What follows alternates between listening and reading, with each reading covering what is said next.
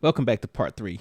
Immigration, again, has divided America for generations. Some believe strict immigration laws or enforcement is simply about protecting borders, national security, and the rule of law. And you've heard the opinions of our guests from this episode on part 1 and part 2. Others will argue that race, ethnicity, and fear of outsiders have consistently shaped who America welcomes and who it rejects. Is today's immigration debate really about illegal immigration, or is it about who America believes belongs here? So get ready for part 3 and the finale of is U.S. immigration policy about security or racism and xenophobia? Are you ready for some controversy? Yeah. Are you ready for some fun? Yeah. Yeah. Are you ready for some laughs? Yeah. Let's get unfiltered with Cycle 4081. Welcome back for part 3 of this episode.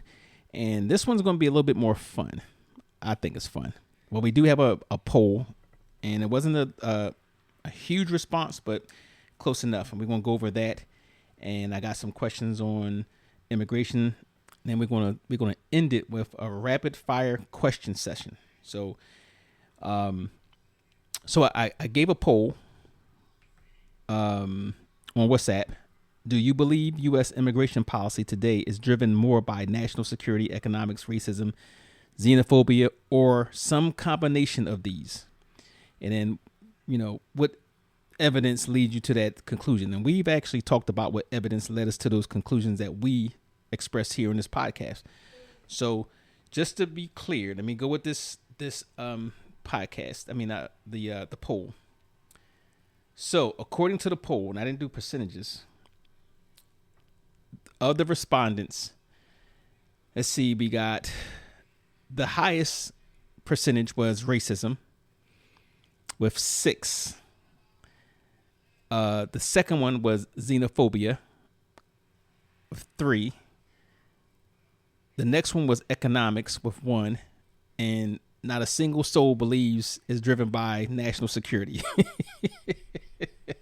So, but the vast majority say racism, and then, somewhat xenophobia and economics. And I think kind of the discussions we've had in part 1 and part 2 kind of solidify that. And I think we can all agree just by our comments that, we'll sanction these. We'll certify that those poll results. So now my question I'm gonna start off with you guys here is: should immigration policy prioritize humanitarian concerns over economic interests? So that one's a little thought-provoking. Should immigration policy prioritize humanitarian concerns over economic interests? Now, you can frame it in this way. Humanitarian concerns, if you have a country that has some really bad humanitarian concerns, whether it be environmental, political, whatever, should that be prioritized when it comes to decisions over economic interests, whether, you're going to spend more money supporting, these refugees, or the economic interest also could be bringing them in, could bring in more revenue to a particular location. So I'm gonna kick that off with Paul. You want to answer that one? Should immigration policies prioritize humanitarian concerns over economic interests? I think humanitarian concerns should always trump everything. That's I just believe that. Okay. If humanitarian concerns. Okay. Anybody here disagree with that? If they do, take away the HIPAA laws and tell them to go to work. So I'm gonna agree with Paul on that too, because I'm gonna be a fence sitter on this one because it's not an easy answer. Yeah, prioritize humanitarian concerns. That's what we should do. As a humanist that I am, I agree with that. Now, However, one country cannot support the world's problems, right? Right, right. However, here's what can be done in those situations. When you talk about like a humanitarian crisis, like let's say I'm gonna give you a humanitarian crisis that they don't do anything about. Sudan, South Sudan, Sudan, those African countries that's been basically warring with each other. There's genocide going on. There's, you know, over there. You know, yeah, we should help them. We should bring them here, vet them properly, and if not, arrange for them to go to a place that would accept them.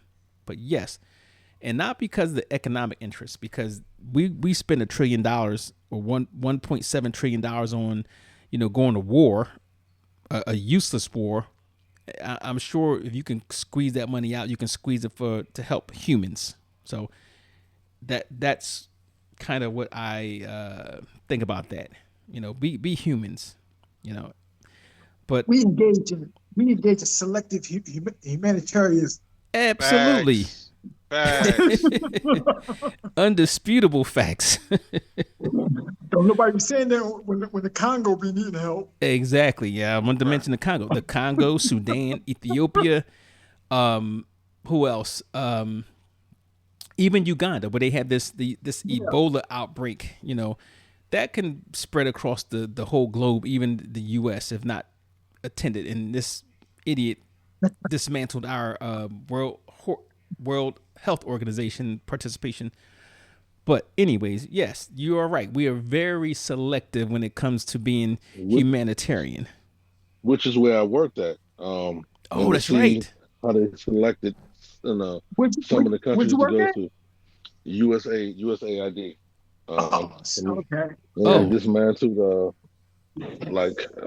thousands. Please speak on that. I'm lost. Please speak on that. And your agency was one of the first ones to get gutted. Was the first one. We went from 3,000, a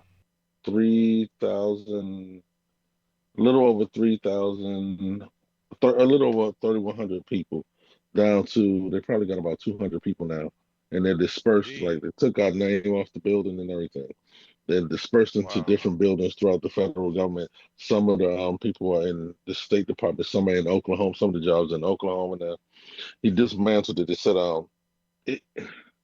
when he first got in office, before he got in office, they were warning us it's going to be a bunch of big changes. Well, you know it's going to be presidential appointees, so you know it's going to be changes in the building. We answer to whoever he appoints as the administrator there and the deputy administrator. What we were told in the beginning was to take all President Obama's pictures off the wall, and every Obama's pictures, Biden pictures, and any pictures of inclusivity, meaning of anybody helping. You know how they have the Europeans helping the big belly black kid in Africa with the flies on them or something like that, or giving them a cup of water, stuff like that, things that they've done when they were over there, helping them build huts. Anything that showed inclusivity, we had to take all of these pictures off the wall. Take them all off the wall. That's savage. Wrap them and send them somewhere else before they came in office. Take Obama's pictures off the wall, Biden's pictures off the wall, and Hillary, anything that had Hillary in it, off the wall. This is his first day in office. Before he got in office, this is what he said he wanted done. So we had to do it. Then they took all the names off the they took the name off the building. That was on TV. And I would put Malcolm X on the wall. and then I want to ask you guys something. It's along the line. When you I guess two of you were in the military. How do you go from left to right as far as power is concerned? So the one with the least amount of power to the right amount of power. Is it like reading for the Americans left to right, or like the Asian community right to left? What do you mean power? All right, power structure. Like you have Trump, and you have his crony as the vice president, and then you have whoever's under him. How would you line those up? I know the military lines it up with. Oh, it goes left. It goes left to right. Okay, I thought so. This was the argument we had in there. Well, Trump is first, and then he has the vice president, and then he has the other guy. That was the argument in there, and that's the little running joke that's in the building. Oh wow! Well, let me tell you. It was. how the you guys mentioned the savagery in this, right? So legally, he could not get rid of USAID, Yeah, it's in the courts now. It's in the courts, right? and So it's the I think of what you call it. Well, there's a lawsuit. It's a financial That lawsuit. Basically, if we win or when we win, everyone who lost their job to this, that sound like y'all live it's at in least North 25. Korea. It's like exactly, 20. Yeah, that's what it sounds like. exactly. It's Yeah. between 25 and $50,000 lawsuit for everyone who lost their job Sound or like contract sound that they like cut. Kim Jong Un just walked in the office.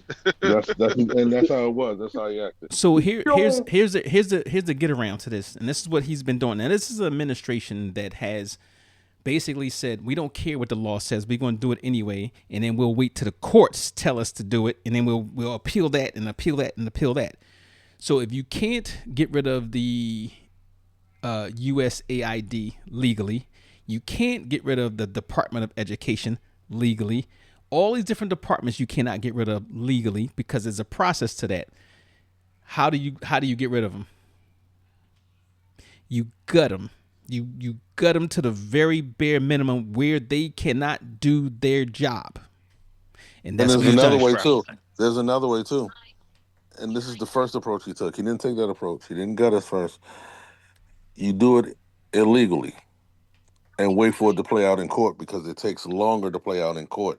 This is the yeah. long game. Yeah. So while we don't have a game, and then you dangle something in front, like they dangled buyouts for a bunch of people. You retire early, you get this $40,000, and you get your pension. A lot of people retired, they never got anything. They're still waiting. Oh God. He Wow. did it like he Yeah. did his contractors from Jeez. Yeah. That's his Yeah. MO. And one That's other his MO. thing he did, Exactly. Paul, you'll find this funny. One other thing he did, me and my coworker were in charge of the fleet department. That's one of the things we were in charge of. So we know that they were coming in with the government was going to be using State Department, anyone under state, USA was under state. Commerce was close to state. They're going to be using electric cars, electric vehicles. Well, what's the guy name? The Tesla guy. He had a Elon Musk. contract. Elon Musk on the news. They said Elon Musk was given a $300 million contract for, and you can't do it this way. You have to have three bidders, a no bid three contract. different Yeah. cars. Yes. Well, Elon Musk got $300 million for his Teslas to come there. They never bought any Teslas there. That's what was on the America. news. That he was going to bring over Teslas and people were going to get rebates and stuff like that. Number one, Elon Musk got the money. He got the money back because he put money to help fund him and get him into the office. We never got any Teslas. They're using Corollas and Chevys and stuff like that. And the third thing is, I looked at the contract. I watched it when it was written. I had to read over it before it went to Congress. It was a $450 million contract, not $300 million. So a lot of this Wow. money, like our money, we had $76 million left for the year. That money was frozen. He will not answer where that money is. All of this money was put into somebody's pocket. Mm-hmm. That's his MO. That's what he's done, especially when it came to what government. And what happened? We got a letter about about 2 months ago, saying that our case is going up towards the court, and we may be getting money back, at least $25,000, because of how he let us go. It was wrong. He played the long game. You can do it illegally, let it play out in the court, but in the meantime, I'm going to get rid of you guys and make it harder to put this back, put this agency back together. Right. Like another thing, FBI was supposed to be going into the building because it's empty. It's half empty now. GSA can't pay the rent. He said FBI can come in there, but they're not coming in the building now. You know why? There are too many entry points. It's not secure enough. And they already broke ground in Virginia for the FBI. And then Oh. FBI said they don't want to be there. Now let me add So into once this. again, that's more money. Let me add into this. Because they did that, he did that illegally, and including the agencies that had open cases on his businesses, got rid of them, not legally, but you can't expect them to do their job if you got two people in the office, right? Exactly. So they did that, and then you canceled things that you still had long-term leases on. So now you have obligations. You didn't save the money. You still have those financial obligations. Now you have unused buildings that you still have to maintain. No. You know what he did? Oh Lord, what did he do? Illegally, he sold some of them to some of his friends, his real estate friends. But this Wow. dummy didn't know that you can't sell federal buildings. But that's another thing that's in court that they're fighting for. Well, so here's the thing. This is him out, and I don't want to beat up on Trump too much because I do that enough. I do. So Man, I mean, he's leaving himself out like a punching bag at this point. he is, Go ahead. but he did the same thing with the White House. You don't own the White House. You're a tenant. You can't just destroy a whole wing of the White House without prior approval and the money allocated to do it. But the point is, this is Trump. He knew from his first administration, he's going to do anything and everything that he wants to do because he knows that people are not going to do anything about it, or it's going to be a long process before they do it. Exactly. That is his MO, and he's done the same thing when it came to immigration. So, yeah. Lord, we can have a America created the atmosphere, though. Exactly it. So, speaking of politics and how the parties are not doing anything to stop him, and I know it's kind of hard when you have a system where you got to vote in the majority rules. So, when it comes to immigration, though, have both major parties, Democrats, Republicans, benefited publicly from keeping immigration unresolved?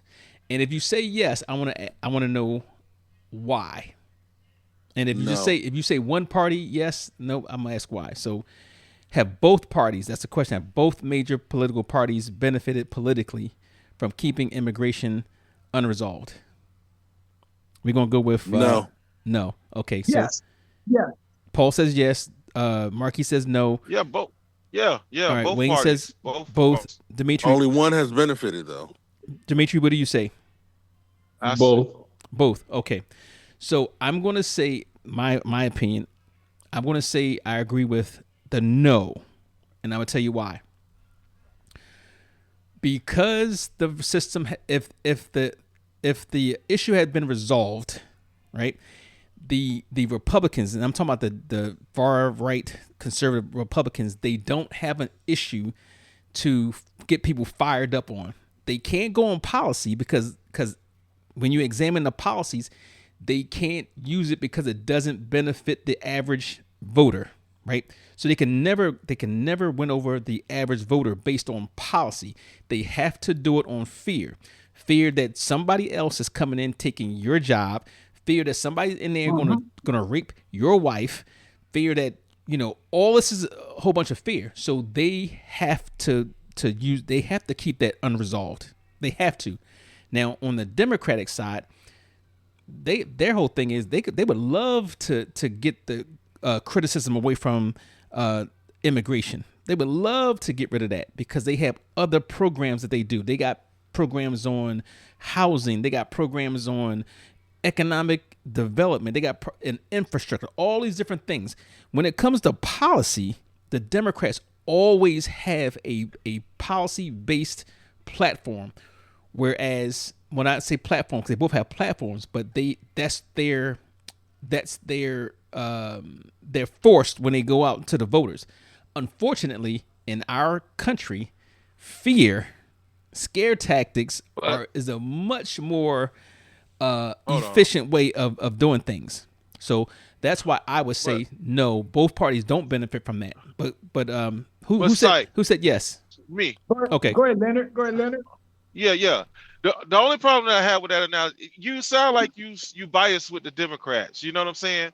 Now, the reason why I'm going to say this, I am biased. Okay, the reason it shows the reason why, and I'm not either. You know what I mean? So don't get it confused. But the reason why I say this, the Democrats thought that they were going to prosper from immigration because they thought that they were going to bring in a buffer class that were going to keep them in office.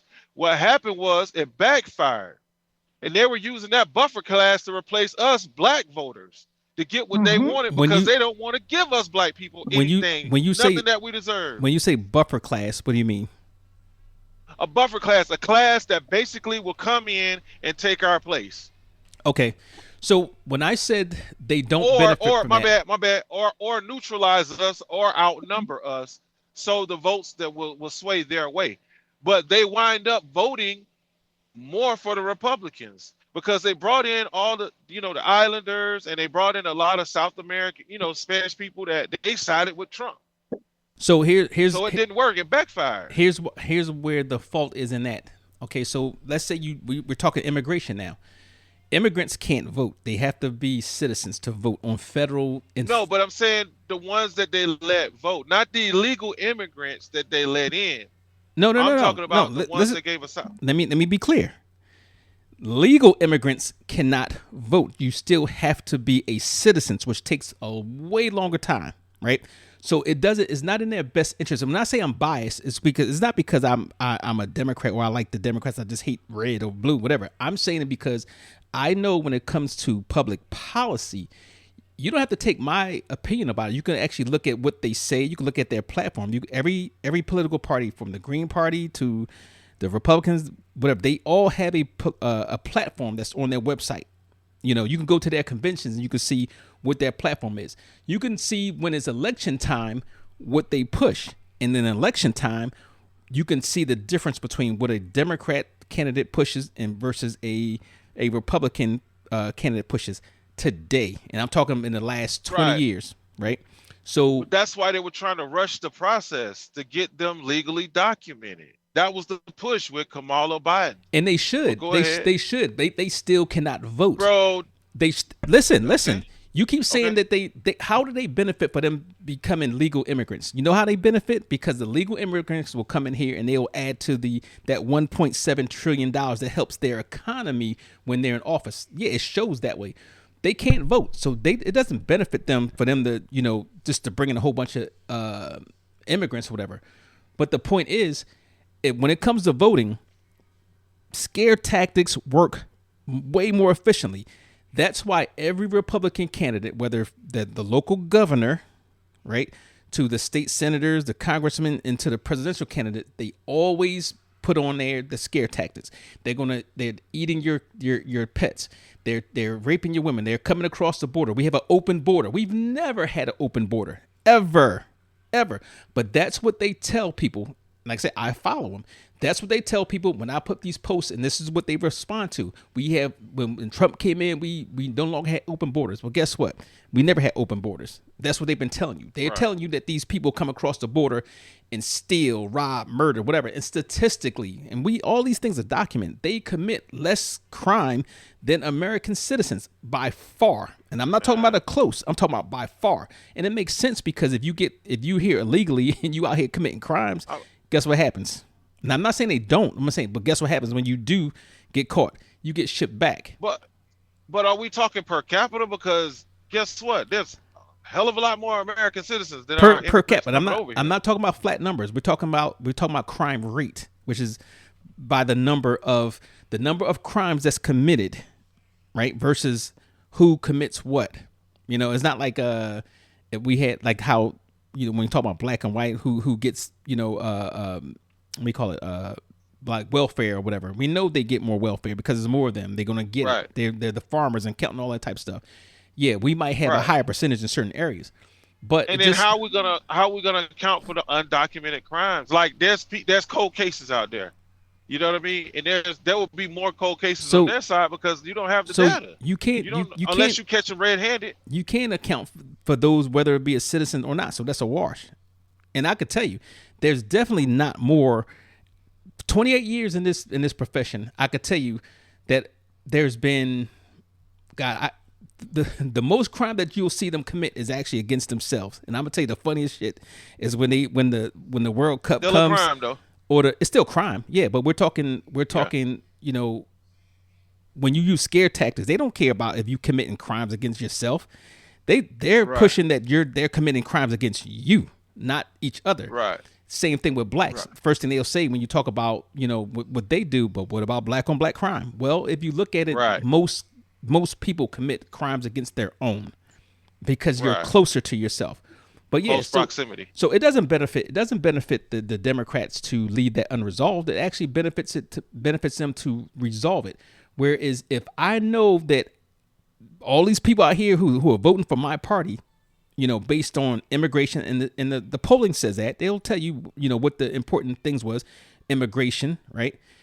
That matters. You can't get people on your side if you don't scare them and say immigration's a bad thing versus somebody who's going to say, Yeah, but another thing that hurt your Republican Party is when that they leaked the info out about the party saying that they could not make any promises for us and our race and our culture, but they could talk to us and negotiate with us, but they can't promise us anything. Yet and still they gave everybody else what they wanted.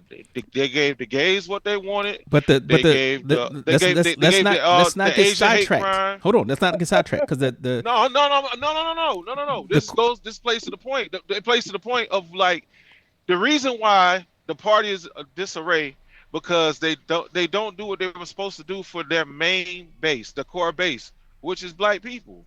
Okay, so that is debatable because that's getting into a whole bunch of like, what do we want, what should happen, whatever in the statistic. But the thing is, we're talking about the immigration problem. So the immigration problem being unresolved does not benefit the Democratic Party. They're not voting. And even some of them that do vote, again, the Cubans, the Venezuelans, we love you, Mr. Trump. We love you, Mr. Trump. They're not even guaranteed those votes if they voted, and they can't. Go ahead. Can I chime in? Chime For in. a quick second. Yeah. Okay. We say who benefits from immigration policy being unresolved? Democrats and Republicans, right? And I'm gonna give an analogy, right? It simplifies everything because I'm not a Democrat or Republican, but the Democrats and the Republicans remind me of Bad Boy and Bad Boy South. They all the same damn record label. Diddy the same damn owner. So what I'm saying is that Democrats, Republicans, they benefit from the immigration policy being unresolved because, like Brian said, they use fear as a scare tactic. Democrats, to a lesser extent, they do benefit because they fear job and career opposition. Think about this, right? Wait a minute. Hold on. You said who fears job and career?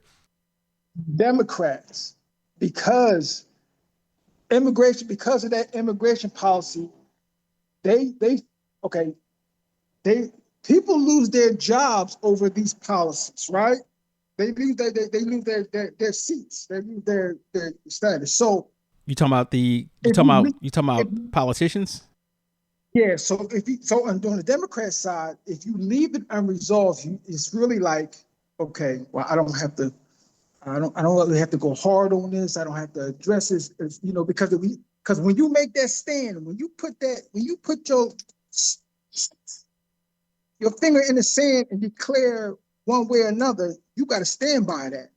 So a lot of times, I'm not saying for the most part, I'm saying a lot of times they would rather just, okay, let that be an open thing. Yeah, they're going to say what they want to say. They're going to say it. And another thing, Democrats and Republicans, if you taking AIPAC money, you on the same team. I don't give a damn. Wait a minute. Let's stick to the train. Huh? Let's stick to the train. AIPAC ain't got nothing to do with this. No, see, there you go. No, I'm saying listen. I heard what you said, and you're saying the Democrats benefit by it being unresolved because they don't have to take a hard stance. But if you look at their policy, they had the policy with DACA, they had the policy with sanctuary cities. They've had where if you wanted to get some votes for people who are like them, for example, if you want to target the Latino vote, right? If you're saying to them, we're going to make these guys who are your family members, who are your friends, who are in your community, we're going to give them a pathway to citizenship or get them documented where they can stay here, not be citizens, but they can stay here for a temporary time to finish whatever they have to do. Guess what that's going to do? That's going to get them votes. So it doesn't benefit them to leave it unresolved. They don't benefit anything from this is why you have conservative Democrats and socialist Democrats. Well, that's why I say that. I don't even. It's not even a matter. Immigration is not even a matter of being liberal or conservative. It's a matter of. It shouldn't be. No, it's not. But it's a matter of numbers. It's a matter of numbers. If you have your constituents, your base actually is a it's made up of minorities, mostly minorities, right? There we go. It benefits you to appease them by getting that resolved. It benefits you to get it resolved. Whereas if your base are conservatives, they don't want you coming through the border at all, because they don't want you to change their way of life. They don't like the fact that they have to hear a Spanish person when you call on the phone for customer service said pick Spanish or English. The reason why I know, because I've heard it from their mouths. I've heard it and read it on social media debates on all the different things when I start trouble. So there is no way that if the Democrats got that resolved, guess what they have? They have this is where I said I'm biased. It's not because I'm biased because it's a political party. I'm biased because you can listen to them and look at their platform and say, okay, these people are for programs that benefit people. It may not be all people, but the majority of people. Versus, but there we go, and that's where I differ, because all people are there's a group that that's always going to be benefiting from this, and there's a group that that's always going to be at the bottom of the barrel and never to. So let me tell you this. This is the response that people have all the time. So I'm versed on that. I'm versed on that. There is nothing that you can say. Now, no political party is perfect by any means. No political party. We're not asking for perfection. But you are asking for perfection. No, we're not. I'm not asking for perfection, but I am asking for the same thing that other cultures are receiving. The Asians got a hate crime. The gays got their laws that you can't do anything to one of them. Everybody else got something out of the ordeal, but my culture. Let me tell you, let me address the hate law just and without getting on. There is a hate law crime. Just because it doesn't say specifically, they call it. If you look at it in the law, it does encompass everybody. The reason why they gave it the Asian. Hold on. Let me finish. No, because you're not listening. Hold on. You're talking about everybody. Let me finish. Talking about my culture. Let me finish. You know they're not going to cater to our culture like they do everybody else. Let me finish. Let me finish. Go ahead. There isn't a Asian hate law. The reason why they call it an Asian hate law, whatever, or a Mexican hate law. If they call it that, that's what it is. Go ahead. Let me finish. You're not listening. If you listen, it's the same exact bill. The reason why they call it that is because a lot of times they get extra things added on because a specific incident happens, like, all right, 9/11. What happened? Exactly. What happened? They got extra things added on. It's not extra. It's the same thing. Read the law. Until you read the law, we're going to dead that issue because it's the same thing. There is no Asian or Islamic or whatever hate law. It's the same law. Okay, they'll call it different things because if it's the same thing. No, it's not, because if they call it Asians, that means they're catering to Asians. Okay, let me say this slowly. Let me say it slowly. All right. Okay, if I have a law that says you can't spend $100 from the bank, right? That's the law. It didn't say Asians or blacks or Mexicans or whatever. It says you can't spend $100 from the bank. Okay. Right. Now, if you have a certain incident that happens, and for some odd reason, there might have been something in the law that excluded a specific group. So they'll say, well, guess what? It's the same law, but we're going to put this little extra thing in there to make sure they're included in that same law. Nobody's excluded from it. It's not different. It's the same thing. So when people say that, well, we don't have a hate law, we do. We even have an anti-lynching law in most places, except for some of those red states. But they're not lynching anymore, Brian. Those are outdated laws. I'm giving you an example how we had extra things for things that was typically reserved for black people, right? So look. When you do go to court and you do something to an Asian, you actually have an Asian hate bill right there that you can go to. What bill can we go through? So when you have, hold on, let me finish the statement. when you have a situation like Trayvon Martin, what bill are we going to go to? All right, I'm gonna tell you this. You go and you research this Asian hate law, right? And you go to the other ones and you compare and you come back because we want to move on because it's already 35 minutes. So what Yeah. I'm telling you, people are focused on the name. It's the same law. Okay, I'm just telling you Because that. why do we give people, why is your name and my name my name? Why do we have separate names? That has nothing to do with a law. No, no, no, but hold answer on, my hold on, hold on, hold question. on. Because Please answer my question. we are two individuals. We're two Thank you. individuals. Exactly. So let me ask you something. Exactly. If there was a law that says black people and you have a different name and I have a different name, is that law different because it says black people? Is it different from me than you? We're both black, brother. We're both Okay, black. so I'm telling you the law means the But law I'm don't not love me and I don't Asian. I'm black. I'm black. I'm not Asian. I'm black. You're All right, not Asian. You're black. we'll move on because I don't understand how Go you're not ahead. getting this because it's the same freaking law.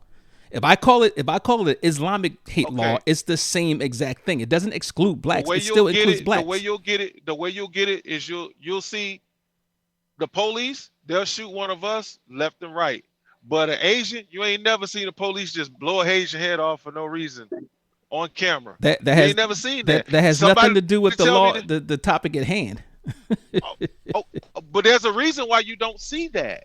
There's a lot of reasons why you don't see that. It's a lot of reasons.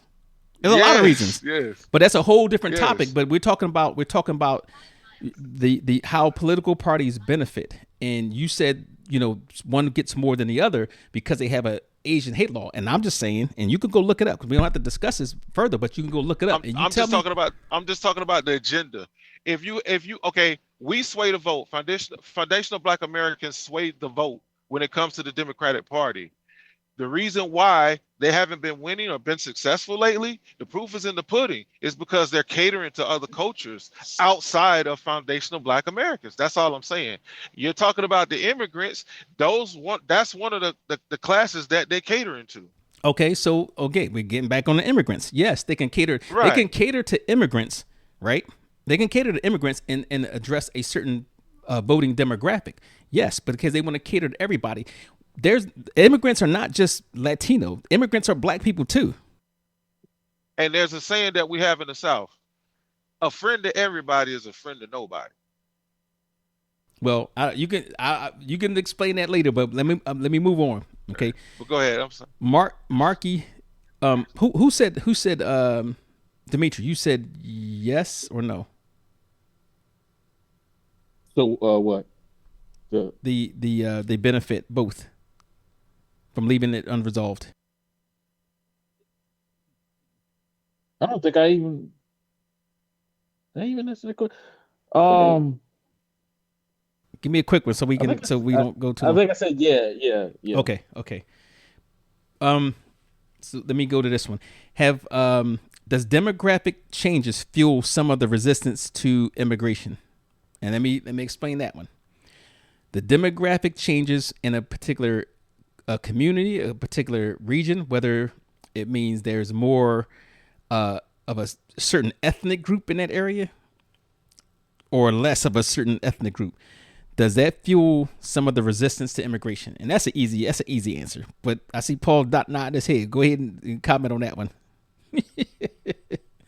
Why? Like, You know, yeah. Can I get my card? who Why? that? What? No. Oh, I mean, if you have a specific amount of ethnic group in a specific community, it's definitely going to steer your thoughts on immigration because, okay, if you live in a Texas town, predominantly white, good old boy Texas town, they don't want to see a black face in their town. So of course, when the issue of immigration comes up, they're gonna say, "Oh yeah, we need to protect our borders, man." So it's always going to be a steering based on the amount of of the ethnicity in your particular community. That's how it's going to be. Okay, so they fear the encroachment and the change of culture. Yes. Which makes sense. Yes. Which makes sense. Okay, so let me give this one to. Is Marky still here? Yeah. All right. I think he Yeah, is. I'm still here. All right. I'm still here. Is fear of crime among immigrants supported by evidence, or is it often driven by perception?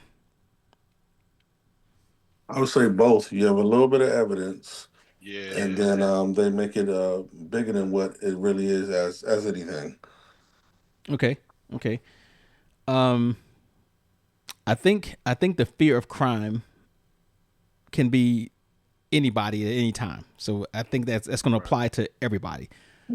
And normally it applies to us, anyway. They said it, they're vocal about it. Studies have shown, yes. But the perception of crime, and this is a fact, this is statistically supported. The perception of crime always is more than what it actually is. And I'll give you an example. If I go to a community and they start talking amongst each other because somebody came by and took a bicycle off the porch. I mean, not off the porch, but off the front lawn, right? So, that's a burglary. But they'll tell the next person, oh yeah, my house got robbed or I got robbed, which means that you got stuck up, person to person. So now there's a perception in a particular area that there's a whole bunch of robberies going on because people share information that's not supported by evidence. So that happens. Now, this is for Wayne. If America is a nation of immigrants, what obligations does it have to future immigrants? First, in my perspective, the obligation should be solely on the people that are in this country. You know what I mean? It should have been for the natives first. Okay. So as far as obligations, to me, they're not even the top priority in my eyes. The top priority should be. The reason why I say this is because if everything in our country were situated the way it should be situated, there wouldn't be an immigrant problem. Okay. What do you mean? So explain that a little bit about the things. If America was ran the way it was supposed to be ran, half the things that we have a problem with dealing with immigrants, we wouldn't even have to deal with. Okay. Give me an example of one example. Okay. As far as outsourcing work, if America paid the wages that they were that we're supposed to pay, we wouldn't have to worry about outsourcing work. We wouldn't have to worry about inflation as much if we weren't creating the situations that put us into inflation. As far as going to war, you know what I mean? And every time we go to war, it starts inflation. Every time we go to another country and worry about what's going on in the other country, as opposed to worrying about what's going on in our country, we're spending billions of dollars in other countries. For example, the Ukraine. Most of that money could have been donated to our country and the infrastructure of our country. Our highways alone would have prospered from the money that we sent to Ukraine, let alone poverty. So my concern is not about immigrants. My concern is about the actual citizens and the natives to this land. The use of the dollars. Right. Okay. So I'm gonna go into Paul said, if I don't get my 40 acres and a mule, immigration is the last thing this country is going to have to worry about. All right, so these are rapid questions. That part. These are rapid fire questions. So it's quite a few, right? So everybody's not going to get the question. So I'm going to go down the line. However you fall on my screen, 1, 2, 3, 4, you're going to get it that way, right? Yes or no question. Paul, is America afraid of illegal immigration or afraid of becoming less white? Ooh, man. I wish unmute yourself. Question. Unmute yourself. Less white. Less white. For 500. So. Facts. Okay. All right. The next one. This is who's Leonard.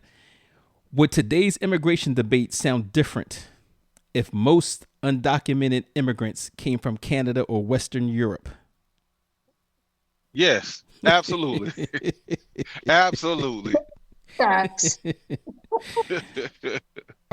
Dimitri, can a nation built by immigrants morally close the door behind itself?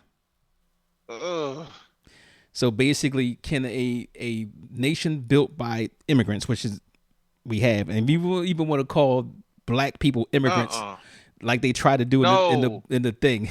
So, but the thing though, the nation wasn't built by immigrants. It was built by political prisoners of war.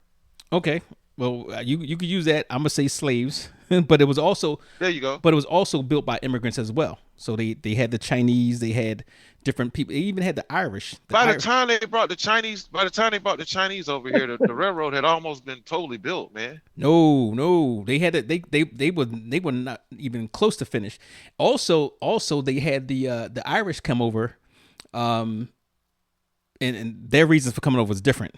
But they did help build the country. Immigrants did build this country.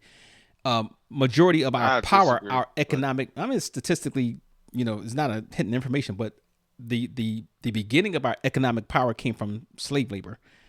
But the question: can a nation built by immigrants morally close the door behind itself?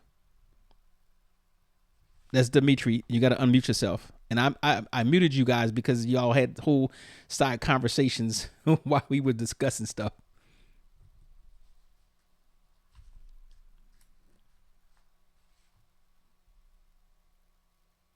Okay. Yeah. Okay, it can. So even though this country was built by immigrants, you could say F the new immigrants coming in. Yeah. Okay. That was damn. Damn. All right, Marky. This kind of goes back to what we were saying earlier. Are politicians solving immigration or selling fear? Selling fear and retaining votes. Okay. Back to Paul. Should compassion have limits when national resources are finite?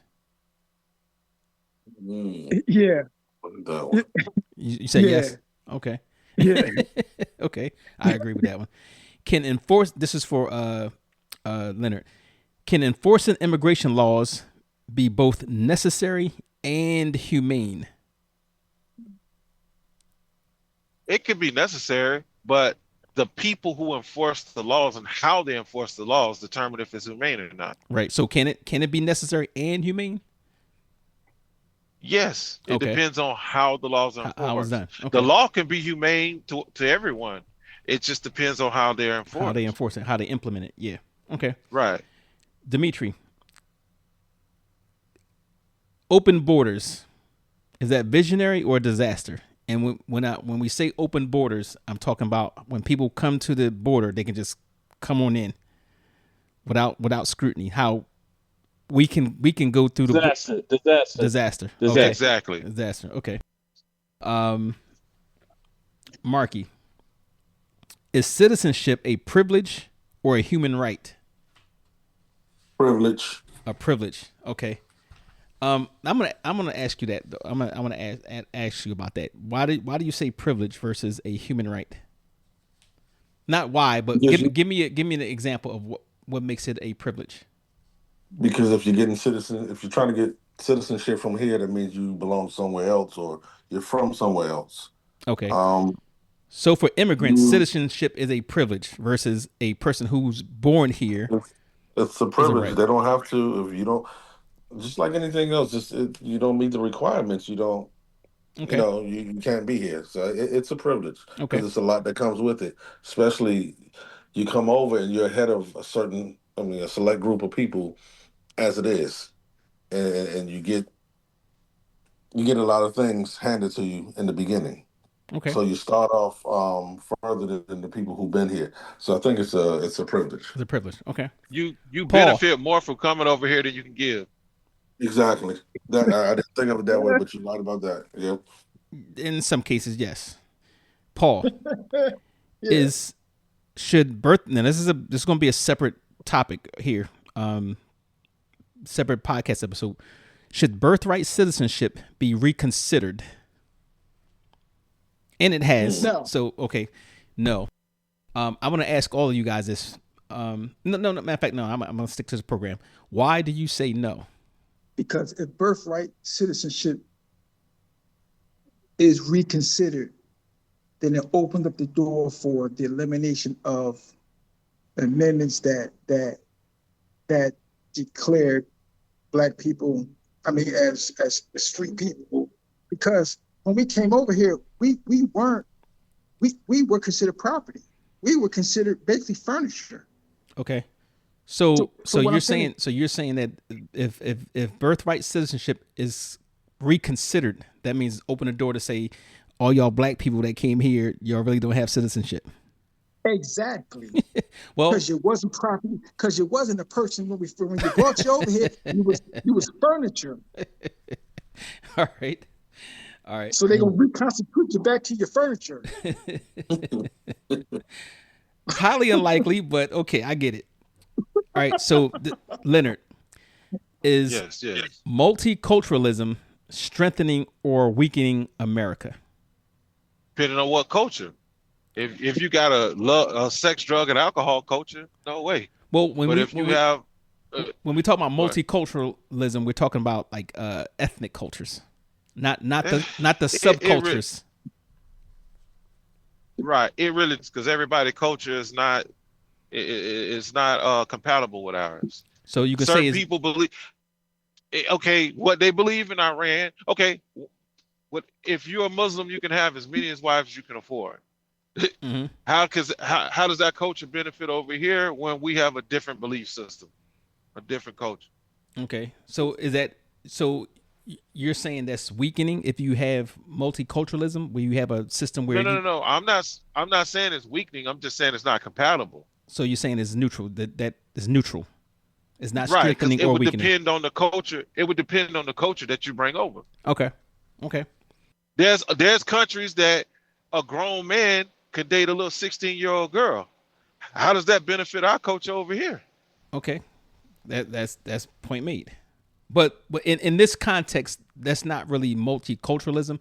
It's basically when you have people from different cultures and they bring a certain thing to your culture. It doesn't have to be the bad stuff, but give me an example. Let's say Africans come over here and they bring in this whole idea of strict parenting, right? That's a cultural thing. Well, see, that's an ideology. That's more stereotypical, because then you got Africans that also come over here and look down on us. They say we work hard. They do, but that's not harder than you. But that's not cultural. That's not cultural. The cultural thing is what you bring based on your thousands of years of traditions and whatever. So okay, but so what you say when you say that is that they have a better family unit than we do over here. No, that's not what I said. I said a lot of Africans, when Africans come over here, how they view parenthood a lot of times is way different than ours. Not so much as how we used to be, because they kind of align how we used to be. But the stuff that they do here, that kids do here, that they get away with, if they was back in Nigeria, they'd got caned. Okay, that's what I'm saying. Right. That's what I'm saying. Yeah, but I'm saying that right there. But I just use that one thing. I think what makes a nation great. So hold on. So you're saying what they bring over here to us is better than what we have here? No. You're saying their kids can't get away with the stuff that our kids can get away with. No. I gave you an example. That's one thing. That's not just one thing from Nigeria. There's a lot of things from Nigeria, but the thing that makes a country great is when you do have multiculturals coming here and do add to the diversity and perspectives of a country. So I'm not saying that, like the Israelis, which is a whole nother subject too, how they have a high percentage of pedophilia, right? So that's not a a so-called culture unless it's written into their traditions and stuff like that. That's just something that they just happen to do because of it's creepy. So that's the difference. All right, and Dimitri, should undocumented immigrants who've lived peacefully in the U.S. for decades have a pathway to citizenship? And for those who don't know what a pathway to citizenship is basically, if you are here, there's certain steps that you can take to make yourself not undocumented, to get documented, and to go through the legal process of being a citizen. I don't think they should have no clear path. No, they shouldn't have because, like he said before, undocumented. Okay, like, so you don't know about those. Okay, we got you. You said no. If you hear undocumented, you should take your ass back to wherever you came from and apply like everybody else, regardless. Exactly. And that's the question is framed. Like, let's say you have we're gonna put you on the hot seat on this one because I only got a couple left. Who are the people that we're not gonna put their names out there? Who are the people that's Latino, right? That you're doing a hard salad for, that's been here for years, right? Established, hard workers, the whole nine, right? So you're telling me that if I make a call and say, hey, Manuel is living, he's and his whole family are not here legally, y'all should go get him, and they should have no recourse but to take their ass back to wherever they came from.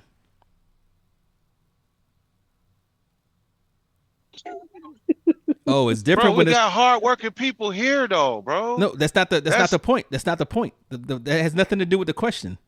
The point is, should they have a pathway to citizenship, even though they've been here for 30 years? Whoa! That's his question. That's his question. I'm saying they shouldn't have an easy. I think the question is not easy or hard, because it's never easy. The question is, should they have a pathway to citizenship? Should they have, since they've been here for 30 years, and I just use that word 30 years, and they lived here peacefully, they're model citizens, they're doing everything they possibly can do, and you didn't even know they were illegal, right?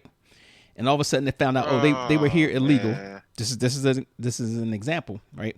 Should they have a way of becoming citizenship, or should they just get booted back to wherever they from? Wow. Hey man, you had a quick response now. Now when I put a personal aspect on it, it's an easy answer. If they so hard working, why they don't hard work in their own countries and show us what they can do over there? Bro, that's not the point. That's not the point, because we have the same people that go over to other countries that are hard working and want to stay there.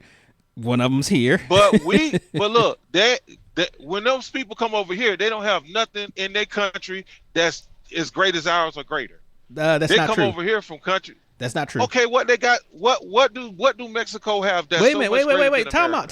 That's anything. Not. Listen. That's not the debate. So we're not even going to get in that. That's not the debate. I'm sorry. The point is, they're here. They've been here for a long time, and they've been model citizens, doing everything, whatever.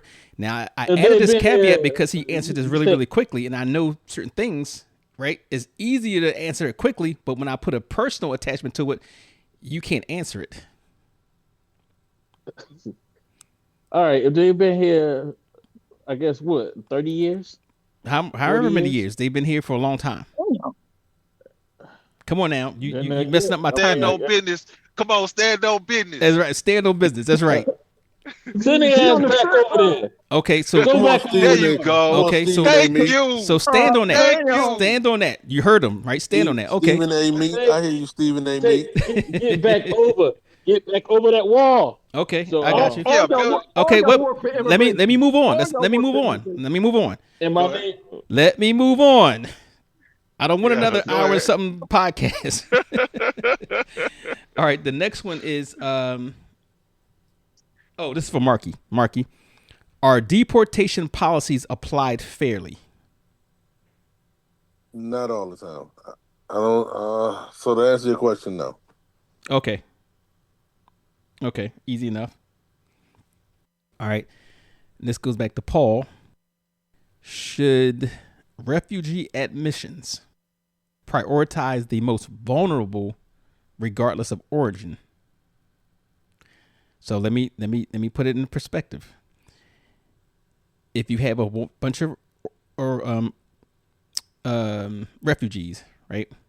Yeah. And they come from all different countries, but one coming from Iran, they have really, really bad, bad situation, worse than anybody's.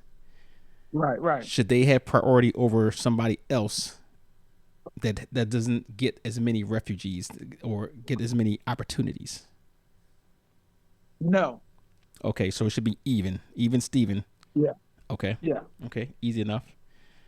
Now the last one is for Leonard.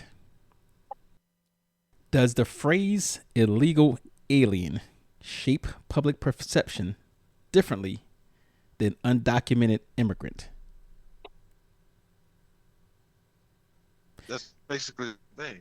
Is the same thing, but when they use it differently, does it shape public perception differently? If I call somebody, oh, they're an illegal alien, versus if I call somebody, oh, that's an undocumented immigrant. If they understand the vocabulary, it's going to mean the same thing. But in the general public, when they say undocumented, they're usually talking about Europeans. When they say illegal alien, they're usually talking about people from South America, right? Spanish descent or from the islands. So, it does. It does in certain instances, yes. Okay, absolutely. I would agree 100%. Okay, this was an interesting topic, and we can actually have a few more offshoots from that. But I want to thank you guys for your wide perspectives when it comes to immigration, and I want to catch you guys back at the next one. Thank y'all for tuning into another episode of Unfiltered with Psycho 4081. Big respect to our guests for keeping it real, and love to every listener rocking with us week after week. This conversation ain't over yet. Stay locked in for the next episode coming soon. Until next time, keep it unfiltered with Psycho 4081.